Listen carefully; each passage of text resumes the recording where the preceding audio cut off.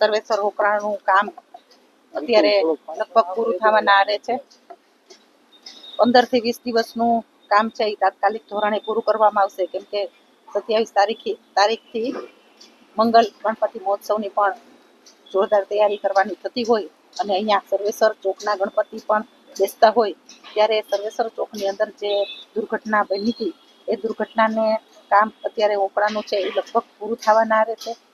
20% જેવું નાનું મોટું કામ છે કે જે જાળી નાખવાની છે. રાજકોટનો સૌથી મોટો હોકળો અહીંથી નીકળતો હોય એટલે સ્વાભાવિકપણે ભવિષ્યની અંદર પાછી કંઈ દુર્ઘટના ન બને તેના માટે થઈને જે ક્યાંય જાળી નાખવાની હોય, પતરા નાખવાના થતા હોય તો 20 દિવસનું કામ બાકી છે એ તાત્કાલિક ધોરણે રાત દિવસ એક કરી અને પૂરું કરવામાં આવશે.